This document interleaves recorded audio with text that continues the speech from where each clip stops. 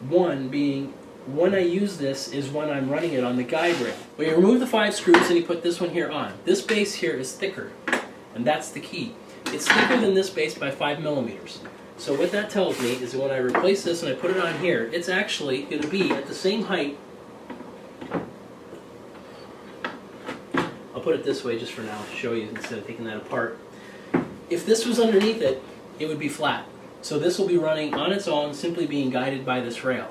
So this to me is the perfect situation because you've got the full support of the base on whatever material that you're running it over, and you don't have to deal with a little foot. In my case, when I was dealing with that cork floor, the foot would kind of want to catch at some of the little gaps and boundaries, especially when I was doing the crisscrosses rather. So I prefer this much better. Now, if you decide you want to put it on there and leave it on there, there is a chip catcher for that as well. It's a much larger one actually. And the way it attaches is it uses magnets. So there's just a set of rare earth magnets that'll snap it on, and away you go. And this again also, actually this demonstrates or shows a little bit more clearly. You can see that there's some lines here to sort of indicate if you want to cut this to have a wider angle, to just take a utility knife and cut that off.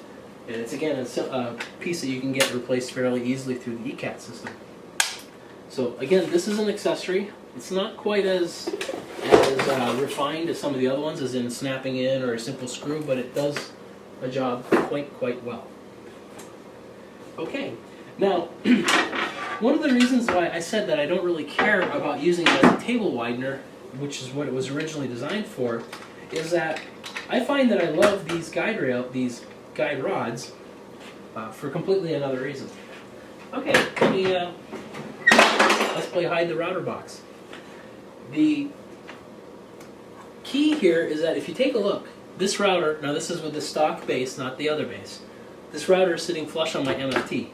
These pads are also sitting there flush on the MFT. So what I like to do on this, and do almost all the time whenever I'm doing any edge routing on using this router, is I simply put these in and put one of these far to the outside. And now I've got an awful lot of mechanical advantage over this router. So I can easily guide it along the edge, doing whatever type of cut. If I want to ease into something, it's easy to put it out here and pivot into the cut. And I have a lot of support there. And then as you're going along, if you're going and doing a regular cut, of course you're just going to have great support. You can't tip this thing for your life. But also what's key, and it's only if you feel confident with it, if you take a normal cut and you're leaving a little bit left, and you really need to do a climb cut for it in order to keep it clean because of grain deviations, some problems like that. At least here you've got so much mechanical advantage that you can if you were doing a climb cut cutting this way and you had this dragging behind, you would have so much, well, probably wouldn't want to be standing in its way, but you get the point. With the mechanical advantage, it makes a cut like that that's usually a little bit risky, considerably safer. So I always use this whenever I'm doing an edge because it's so easy to put on. So we've covered most of the goodies, but there are still a few more. And actually, before I put the guide rails away, I want to, or guide rods. I'm going to get that right by the end of this video. So before I put the guide rods away, there is another accessory for basically all the routers from Festool. And what it is, it's a small plexiglass saddle. The intention is that you're going to use it for maybe making some hinge recesses or making mortise holes in the side of stock. So say that we have this nice purple heart, little dusty purple heart, scrap, and we wanted to put a mortise in here. Now, normally you're going to mark it all out, and then you're going to run this router on there. I mean, on 8/4 stock, it's going to be pretty stable, but if it was a little bit more narrow, you'd have a few issues. Now, what this plexiglass piece does is it lays flat on the top and it has angled sides, and then you can close it up so that it's going to be pretty much tight on the sides and stay registered.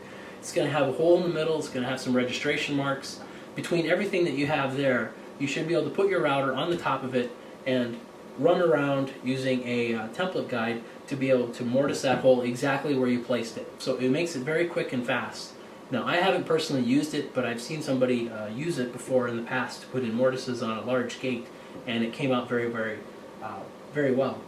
Now, what I opted to do, and this is again getting back to the guide rods being so long, is this is my edge guide that I have here.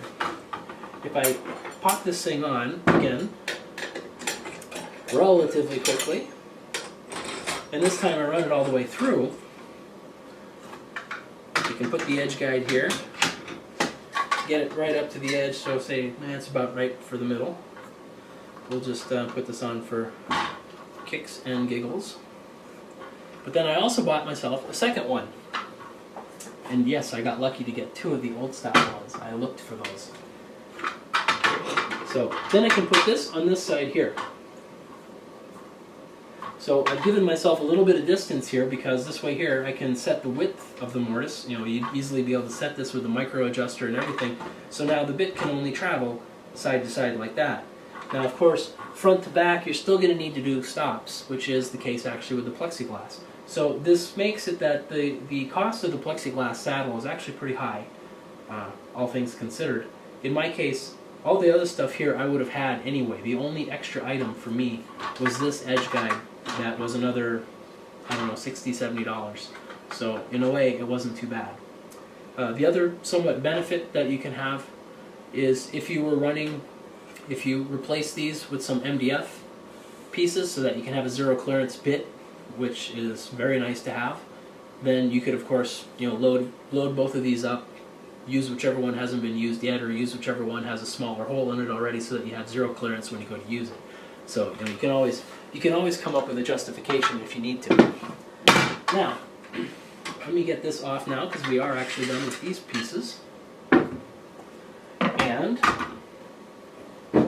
now, in a similar vein to this about using a saddle that's going to have a hole in the middle to guide where the cut is, there is another piece here, and this is actually part of the MFS set. I don't have the MFS, however, I did pick up this piece here, which is the router sled. Now, the idea is that you're going to put this on the MFS, which are basically aluminum extrusions. You're going to put this on there, and then you can run the router on it using a guide bushing on here so that the router bit can only be inside the slot. So in my case, the reason why I got this is I needed to flatten something very unusual, so I put a planer bit in the router and then I supported it on 2 sides and then simply just went back and forth until I got it all cleaned up. Now with the MFS you can do that in a superior way, but for me that was plenty adequate, but it was nice to have this with so much heft being able to handle the router. So this is a nice accessory that you can get separately from the MFS, and it certainly comes in useful with the 1400 router, the 2200 router, and in all likelihood the 110 could take advantage of it, although I have not used the 110 yet. So another thing to add to the Christmas list. This accessory here does is it locks into this side groove where we had the foot. So the same screw will lock onto this, and I'll explain a little bit more what it is, and it's actually going to be much more evident with this particular bit in place. Ooh-doo-doo. Could use some coarse threads on this. Okay, and it doesn't have any play because of the way that it recesses into a sloped groove. Now this piece here is called I believe they're called the copy rings. Again, a term that actually has no meaning to me, but I know what it does. Festool, sometimes there needs to be a dictionary to transfer to translate what Festool parts really are named and mean. But there's been a joke about that, and we really don't care. We like the tools anyway. So what this does, as you can see, is it lets me put there's a bearing on here, on this rod. Now, I'm pivoting it now because I haven't locked it down. When you lock it down, okay, now it's not going to move, and also it's going to stay horizontal. You can't rotate it. So one of the benefits of this, now I happen to have in this router right now a bearing guided flush bit. So there is a bearing here on the edge. But this could be just a regular 2-flute or 3-flute straight cut bit that I want to use for doing flush cutting, because this can take the place of the bearing. Now you might say, well, that's not really all that worth it to buy this whole accessory for just the bearing, to replace a bearing that you can easily get on a bit. But one of the things I like for it is even using it with a bearing guided bit, like this one right here. If I eyeball it, I'm actually pretty darn close to having that on the same position as the existing bearing. Okay? So these are actually very, very close. Actually, I should buy a lottery ticket today. That's dead on. So what I can do is I can loosen this now, and I can push this bearing out. So you should be able to see an offset there. I'm exaggerating it greatly to be able to make a point. So now what I could do is if I was trying to flush cut some stock, alright, next time joint the board before you use it as a demo. You can see that I could run this bearing farther away. So say it was going to be cutting some material, it would cut a lot less with this bearing out. Then it's really easy for me to retract this and get it closer to the bearing. So what I could do is I could actually run this, and it would be difficult for you to see there, but imagine it being just maybe a 1/16 or an 1/8 inch off of the existing bearing. I make a pass around everything, and then afterwards I would just simply retract this beyond the existing bearing. So I pull it back here, and now I'm going to run on the bearing. So now effectively, just using this, I've been able to make one pass and then go down to the flush size without changing the bearing on this bit. I have a lot of bearings that, a lot of bits rather, that I can change the bearings on pretty easily, but I do have a few manufacturers that have a different size bearing screw that I don't have the parts for. So this solves that problem completely. It makes it a little bit easier to work with. Oh, this copy ring kit does come with a number of other bearings with it, and there is a way that you can put your own bearing in it because they have one with just a screw. So it is a little bit more, you get a little bit of good versatility out of this. Now, this is a separate accessory. I believe it's actually under the catalog for the Festool OF-1400 router. What it is it's a flat pad, and what you can do is you can hook it into here the exact same way that we had it for the other bit.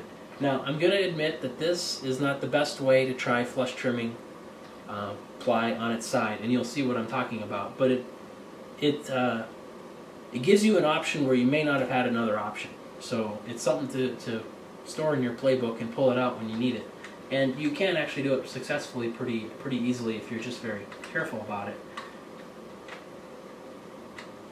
So, I was talking and I ended up going too far. Right there. Okay. So you can probably guess already what's going to happen here. This, in a way, is like the horizontal base for the MFK 700. Now, the MFK 700, especially with my modification, makes it really easy to flush trim up to 7/8 of an inch banding. But prior to that, when I needed it, I would use this router, and I would simply set this up. Now, this can be adjusted up, but let's just say we put it here. So you end up getting the bearing very, very close to the stem, but then you can run the router horizontally. Now, I do have a blog article about that describes this in a little bit more detail that I'll give you the link for. So, well, with the edge of the MFT, you don't get to see this as well. But, so you can run it on its side. Now, granted, this is pretty heavy, so it's pretty easy for you to tip, and then you're gonna do an extra cut. So that's why it's not ideal, but it does work. When I've had to do it in the past, I simply lower it down like this until I get it to register, and then just keep your fingers there and go across. Granted, you might lift a little bit and get a little bit of a bump, but that's easy to go back through and do a quick pass afterwards with either a hand plane or with the router again. So it's not that bad, and it definitely has solved the problem a couple times for me that was otherwise kind of awkward, at least with the tool set that I had. Oftentimes I heard people talk about the MFK 700 wishing that it had a plunge base on it, and they're usually citing that they would like to use it for doing inlays. Now, me, I would prefer actually to use this. The size of the base for this base is, as you can see, it's not that much smaller. Yet if you're going to have that router standing up, it actually stands up taller than this one here. So you're not really saving a lot of room. You have this tail here that's different, yes. But you also have a router that's considerably lighter. The MFK 700, you'd easily be able to knock that over. Now, or not knock that over, but tip it a little bit. If you're doing an inlay and you're running an 1/8 inch or a 1/16 inch bit, and you're only running it below the surface, even up to an 1/8 of an inch, this router isn't even going to notice it. So you'd easily be able to, if you feel safe and confident with it, especially if you use the dust shroud that fits over here just as an extra protection, you could very easily navigate this around by hand. And if you wanted even more control, then use those guide rods and have yourself something out here, and you can even use it as a bit of a trammel to help guide the router with a lot more stability. So that's something to take into account, into consideration. So sorry that this was such a long review, but I think I wanted to cover about everything for you. So again, I'm Paul Marcel, and thanks for watching.